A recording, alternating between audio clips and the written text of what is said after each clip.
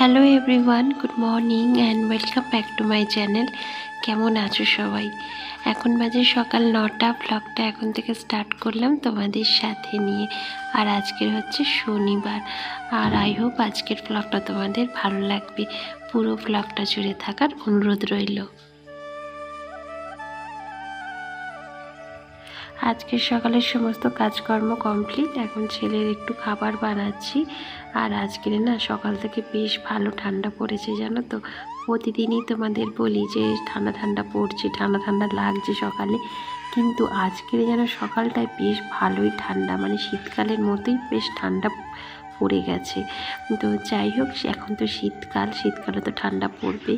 আর এইদিকে দেখছো জানলা দিয়ে এত পরিমাণে হাওয়া চলছিল না, সকালবেলা ঘুম থেকে উঠে জানলাটা তো খুলে দিয়েছিলাম, কিন্তু পর্দাটা দিয়ে রেখেছিলাম, কারণ ভীষণ পরিমাণে ঠান্ডা হাওয়া আসছে। আর আমার ছেলে না এই বিছনার ওপর বসেই খেলা করে, জানো তো।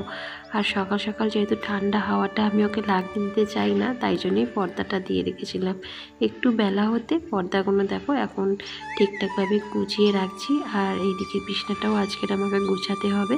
সকালবেলা গুছানো হয়নি, কারণ ছেলে বসেছিল, খেলা করছিল, পড়তে বসলো, তো সেই কারণে ও একটুখানি বাইরে যেতে আমি এটাকে এখন গুছিয়ে নিচ্ছি। শীতকালে সকাল সকাল কাজ করতে গেলে ভীষণই কষ্ট হয়, জানো তো।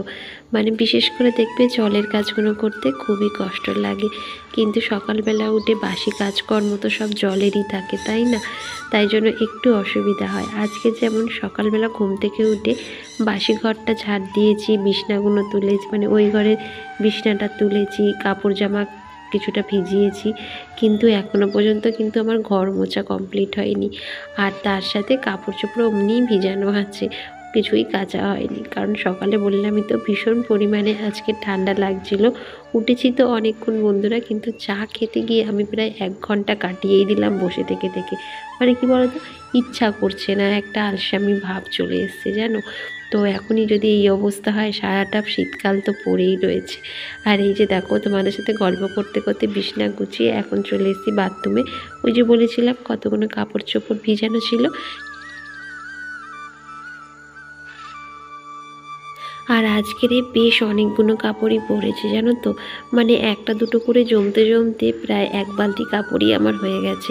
আর এই যে বালতিগুলো দেখছো, এগুলো না রঙের বালতি, জানো। এই রঙের বালতিগুলো এতটা মজবুত বন্ধুরা, যখন আমাদের বাড়ি মানে ওপরের ঘরটা রং করেছিল, তখন না আমি এই বালতিগুলো না দিইনি, জানো তো। 2টো বালতি আমি রেখেই দিয়েছিলাম আমি ব্যবহার করবো বলে। বাজারে দেখবে কিছু ফেরিওয়ালা আছে যাদের কাছে 30 টাকা, 35 টাকা, 100 টাকায় বালতি পাওয়া যায়। শুধু বালতি না, অনেক জিনিসই পাওয়া যায়। আর আমাদের এখানে যেহেতু বাড়ির পাশে রাস্তা, প্রায় না ভ্যানে করে যায়, কিন্তু ওই সমস্ত বালতিগুলো কী হয় বলো তো বন্ধুরা, 2-3 দিন ভালো মতো যায়, তারপরে 1-2 মাস যেতে না যেতেই ভেঙে যায়। মানে আমার হাতে তো বিশেষ করে ভাঙে, জানি না কার টেকে কি না টেকে, কিন্তু আমার না ভেঙে যায়। তো সেই কারণে এই রঙের বালতিগুলোকে যখন ওরা মানে আমাদের ওপরের ঘর রং করেছিল, আমি এই বালতিগুলোকে রেখে দিয়েছিলাম। একটা বড় বালতির মতো ছিল, জানো তো। তো সেটা না ওরা নিয়ে গেছে, ওদেরও তো রং টং করতে কাজে লাগে, তাই জন্য সেটা আর আমি আটকাইনি, দিয়েই দিয়েছি। আর এই যে দেখো কাপড় চোপড়গুলো কেচে এখন এই গামলাটাকে একটু ভালো করে মানে মেজে নিচ্ছি, কারণ যেহেতু এটাতে জল থাকে তো আমাদের না জলে ভীষণ পরিমাণে আয়রন।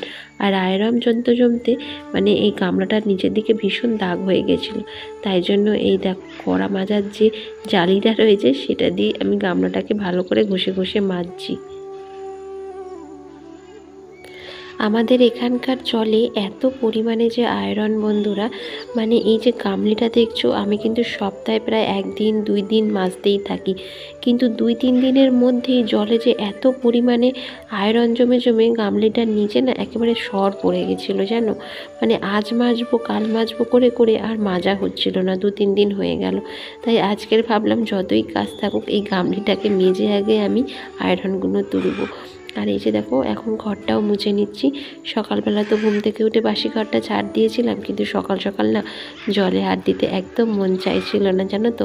আর যেহেতু আমি বারবার বলি আমাদের ট্যাঙ্কির জমা জল, তাই ভীষণ পরিমাণে ঠান্ডা, আর ভীষণ না জলে হাত দিলে ঠান্ডাও লেগে যায়। আর আমার যেহেতু ঠান্ডার ধাত আছে, তাই আমাকে একটু সাবধানে থাকতে হয়, জানো তো।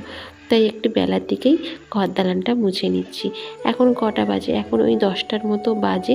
আর আমাদের সকালের জলখাবারও কমপ্লিট হয়ে গেছে। আর আজ যেহেতু শনিবার, ছেলের স্কুল ছুটি, শনি রবি 2 দিন ওর স্কুল ছুটিই থাকে। আর আজকের বাইরে উঠেছে চড়া রোদ, তার মানে বুঝতে পারছো সন্ধ্যের পর থেকে কেমন ঠান্ডা লাগবে। সন্ধ্যের পর থেকে কেন, দুপুরের পর থেকে মানে বিকালের দিক থেকেই ঠান্ডাটা ভালো পড়বে। কারণ যেদিন যেদিন এইরকম চড়া রোদ আর আকাশ থাকে পরিষ্কার, সেদিন সেদিন বেশ ভালোই ঠান্ডা থাকে যেন।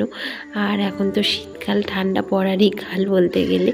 তো কালকের না ভাবছি কি যে শীতের জামা কাপড়গুলো বের করে সমস্ত রোদ্দুরে দেবো।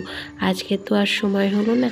আর এখন স্নান টান সেরে সোজা চলে এসেছি ঠাকুর ঘরে, মানে ওপরে চলে এসেছি পুজো দেবো বলে। আর এই যে দেখো গাছে কয়েকটা ফুল হয়ে রয়েছে, এই যে নয়নতারা ফুল। তোমরা কি ফুল বলো জানি না, আমরা তো এটাকে নয়নতারা ফুলই বলি। তো এটা দিয়েই ঠাকুরকে আপাতত আমাকে পুজো দিতে হবে, কারণ আমার তো ওপরে আর কোনো মানে গাছ নেই। গাঁদা ফুলের কতগুলো গাছ লাগিয়েছিলাম, কিন্তু এখনও পর্যন্ত কুড়িই আসেনি। তো যাই হোক, এই যে দেখো গাছে কয়েকটা ফুল, সেগুলো তুলেই আপাতত নিচ্ছি। আর তার সাথে তুলসী পাতাও তুলতে হবে। আর যেহেতু আমার বাড়িতে নারায়ণ রয়েছে, তো সেই কারণে তুলসী পাতা তো আমার লাগবেই লাগবে। আর এই ফুলগুলো না আগের দিনকারে ফুটেছিল, জানো তো। তো আগের দিনকারে ফুল আনা ছিল বলে এগুলো আর তোলা হয়নি। একটু একটু দেখছো কেমন শুকিয়ে গেছে। তোমরা হয়তো বলতে পারো দিদিভাই এই ফুল দিয়ে কি ঠাকুরের পুজো দেয়? কিন্তু কি করব বলো, প্রতিদিন তো আমাদের বাজার যাওয়া সম্ভব হয় না গো। আর বাজার থেকে ফুল এনে পুজো দিতে গেলে অনেকটা বেলা হয়ে যায়। তাই জন্য না ঘরে যা ফুল থাকে, মানে গাছের যা ফুল ফোটে, সেগুলো দিয়েই ঠাকুরের পুজোটা কমপ্লিট করে নিই। আর এই যে দেখো এখান থেকে কয়েকটা তুলসী পাতা তুলে নিচ্ছি, কারণ যেহেতু আমার নারায়ণ রয়েছে, রাধা কৃষ্ণ রয়েছে, তাদের তো তুলসী পাতা ছাড়া পুজো দেওয়া সম্ভব হয় না। মানে সম্ভব হয় না না, যাদের থাকে না তারা আর কি করবে। কিন্তু আমার যেহেতু মানে ছাদ ভরে তুলসী গাছ রয়েছে, তাই জন্য আমি তুলসী পাতাটাই একটু বেশি করে তুলে নিচ্ছি নারায়ণ আর রাধাকৃষ্ণকে দেবো বলে। তো চলে আসলাম ঠাকুর ঘরে। এখন ফুলগুলো না বেশ ভালো করে সাজিয়ে নিয়েছি, কিন্তু বাইরে জানলা দিয়ে এত পরিমাণে হাওয়া আসছে বন্ধুরা। ওই যে দেখছো জৈকির এখানে কতগুলো ফুল আবার পড়ে গেছে, মানে ঠাকুরের কাছেই দিয়েছিলাম, ঠাকুরের পায়ের কাছে, কিন্তু হাওয়া এসে নিচে পড়ে রয়েছে, সেগুলো আর তুললাম না। আর এই যে দেখো এখন ঠাকুরকে প্রসাদও দিয়ে দিচ্ছি। এবার যে প্রদীপটা জ্বালাবো সেটাই ভাবছি যে কীভাবে আমি প্রদীপটাকে রাখবো। ঠাকুর ঘরে আমার এই অপোজিটে মানে পিছন দিকে দক্ষিণমুখী রয়েছে একটা জানালা।